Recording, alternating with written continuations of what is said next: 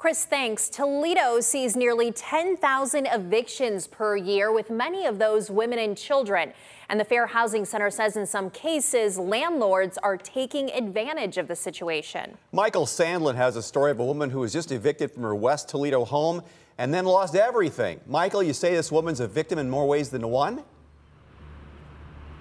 Yeah, that's right, Dan. Not only was this morning's send-off illegal, which saw all the woman's possessions taken out of her home, put alongside the street, and then taken away by garbage trucks, but she and other members of her family struggle with mental illness, which representatives from the Fair Housing Center say makes people vulnerable to eviction. This property on the corner of Douglas and Grantwood now lays empty, but on the morning of June 9th, hundreds of items sat out in the sun to be picked up by garbage collectors. It was the entire contents of the home Sheila and her 2 adult children rented for years. Their furniture, their clothing, and you know what it takes to put a household together. So yeah, she's definitely starting from the ground up. Sheila's neighbors and boyfriend freely admit she didn't do a good job of cleaning the home.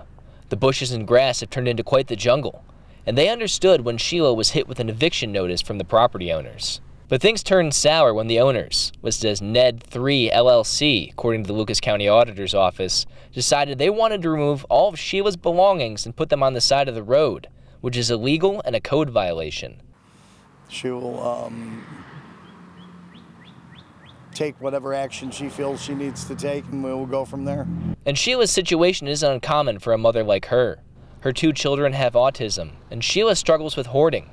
George Thomas with the Fair Housing Center says people who struggle with mental illness are often the very same people who fall into the crosshairs of eviction. Those housing conditions issues or issues related to like repairs and maintenance or perhaps damages to the property and mental health often lead up to an eviction in some way. While Sheila and her family unfortunately fell through the cracks, Thomas says if people have a disability that could put them in such a situation, the Fair Housing Center can help. We can sometimes help folks who are persons with disabilities avoid an eviction if their disability may be the reason that's leading up to the eviction.